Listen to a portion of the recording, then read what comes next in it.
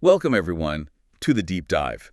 This is where we unpack the layers from the sources you've shared with us. That's right. And today, we're plunging into a really fascinating stack of material.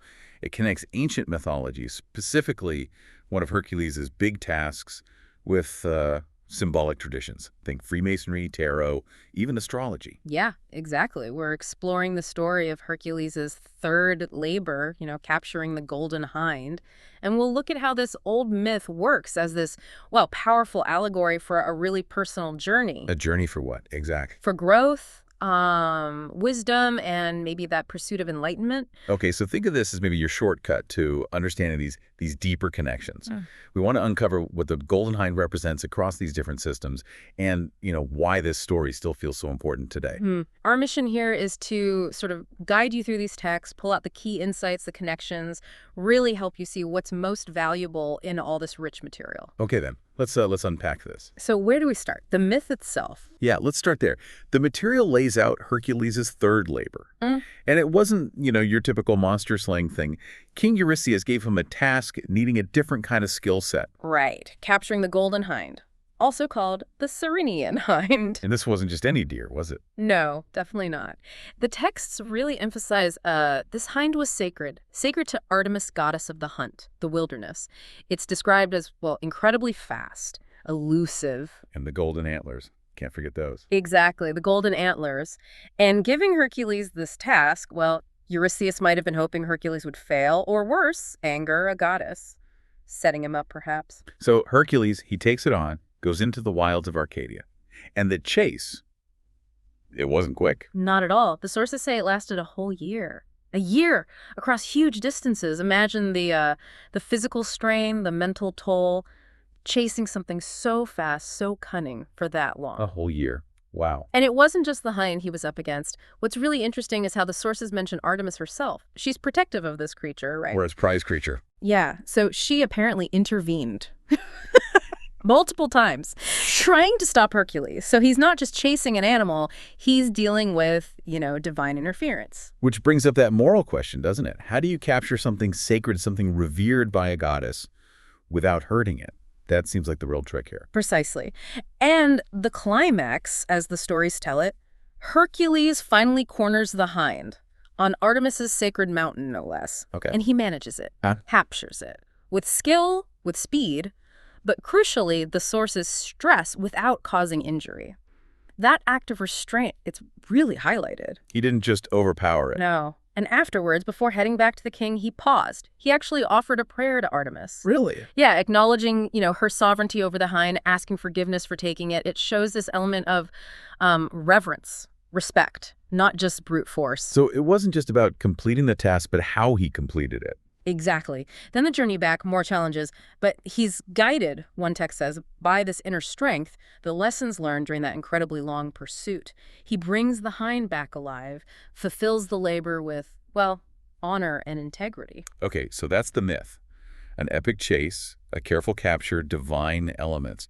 How does that kind of story translate into something like Freemasonry? This is where it starts getting really symbolic. Well, a key insight from the sources, looking at Masonic interpretations, is that the Golden Hind becomes this powerful allegory. It represents the initiate's own journey. How so? Just like Hercules chased that elusive hind across tough terrain for so long, the Masonic initiate is seen as being on a quest for enlightenment, for self-discovery. Ah, okay. So the chase itself, that whole year, it's symbolic of the search for knowledge, understanding, while dealing with obstacles, both inner and outer. You got it. At its heart, in the Masonic teachings referenced, the Golden Hind really stands for the pursuit of truth and wisdom itself. And the golden antlers, what about them? They tie into that. The texts link them to the light of knowledge, sort of illuminating the seeker's path towards that inner understanding, that self-realization. Interesting. And here's a fascinating twist on Artemis's role, according to these interpretations. Instead of just being protective, her actions in guarding the hind, which represents enlightenment, remember, are seen allegorically.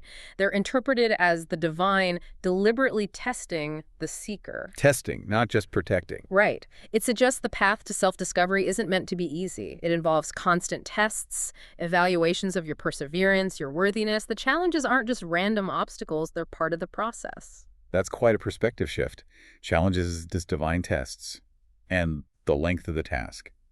That whole year. One source reads that as symbolizing that this quest, this search for truth, it's not a quick fix. It's a lifelong commitment. It takes sustained effort over time. Which means you need that perseverance, that resilience, just like Hercules pushing through. Absolutely. And the hind itself, it embodies this interesting duality, doesn't it? Beauty, grace, sacredness, but also wild speed, elusiveness, this primal energy. Right. Majesty and ferocity, sort of. Yeah. And that reflects the balance the seeker needs to find within themselves, right?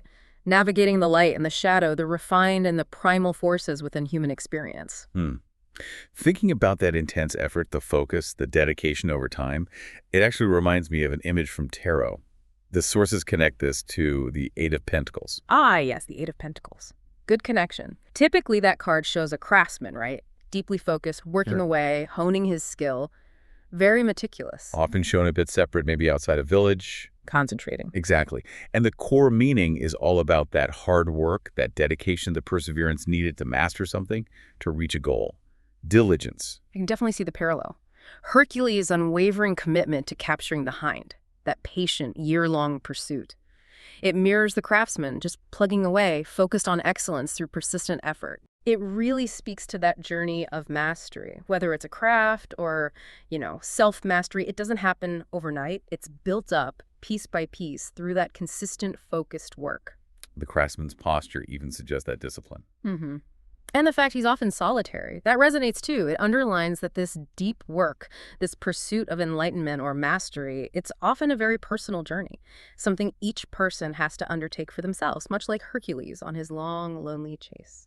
Okay, so we have the myth, the Masonic journey, the tarot craftsman. Yeah. Does the hind pop up anywhere else? What about astrology? It does. The sources link the hind symbolically to Capricorn. Capricorn, the sea goat. Interesting. How does that fit? Well, the symbol itself, the sea goat, part fish, inherently embodies duality. Land and water, earth and emotion, maybe. Right. It combines those elements. Right. And the text suggests this duality mirrors the hind's own mix, that majesty and wildness, the grace and the speed we talked about. Okay. And Capricorn is often associated with ambition, discipline, but also that ability, like the sea goat, to navigate different realms, to move perhaps rapidly, adapt, which echoes the hind's incredible swiftness, leading Hercules on that winding chase across all sorts of terrain. Adds another layer to navigating different aspects of the self or reality. So bringing it back to the Masonic path again. Yeah. The sources also mentioned a specific point, the winding stairs. Yes, exactly. Within that whole symbolic structure of the winding stairs, the third step of the second set is relevant here. And what does that step represent? It's linked symbolically to the sense of touch or feeling. The idea being, at this stage, the initiate is consciously engaging three primary senses in their pursuit of inner knowledge, touch being key at this point. Engaging the senses more deeply. And there's an architectural order associated with it, too. Yes, the Ionic order, which the sources interpret as representing this harmonious blend, function and beauty, proportion, refinement. So reaching that step, focusing on touch or feeling, embodying that Ionic harmony, it marks a certain stage. It signifies, a deepening self-awareness, seeking balance between, say, inner truth and outer expression. It's a milestone as the journey towards insight continues. Wow. Okay. So we've pulled threads from ancient myth, Freemasonry, tarot, astrology, even symbolic architecture. So let's try to synthesize this. What's the big picture here? Well, when you weave it all together, the consistent theme that emerges across these diverse sources is pretty powerful. Hercules' third labor, that whole relentless pursuit and careful capture of the golden hind, it really stands as this potent symbol. A symbol for what, ultimately? For the lifelong journey, the journey towards deeper understanding, towards self-mastery. And it's not an easy path. It's demanding, often solitary. Like Hercules in the wilderness for a year, or that craftsman alone in his workshop. It's a quest for truth, for wisdom, for inner refinement. Precisely. And the hind itself, it embodies the challenges, doesn't it? External, internal, maybe even those divine tests. They push you, they force you to develop that perseverance, that resilience. They test your dedication. And getting there, achieving that understanding, that golden light, it isn't about brute force. It requires patience, humility. Integrity, respect for the goal itself, like Hercules being careful not to harm the hind and then praying to Artemis. That reverence matters. The hind's elusive nature, the Capricorn link, it seems to suggest we have to navigate complexity, integrate different parts of ourselves, the grounded and the intuitive maybe, light and shadow. Exactly. It's about integrating those dualities. And like the Eight of Pentacles, mastery isn't just handed to you, it's earned, built over time through that diligent, persistent effort. And that step on the winding stairs touch, the ionic balance, marks a point of, what, deeper awareness? A milestone, yeah. A deepening sensory and intuitive awareness. It signifies that ongoing refinement needed on the path to find balance and genuine insight. So thinking about all this, what does it mean for you, listening in, maybe on your own path? Well, I think this whole journey through myth and symbol really underscores something important.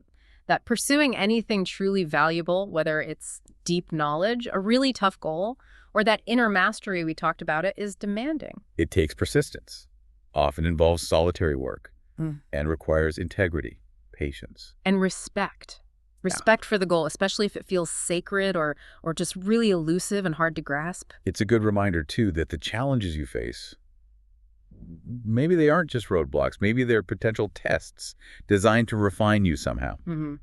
And that sometimes acknowledging or showing reverence for things bigger than yourself, principles or forces, that might actually be key to navigating situations that feel impossible, like Hercules showing respect to Artemis. So it kind of leaves us with a question, doesn't it? Yeah. For you to maybe ponder. Yeah.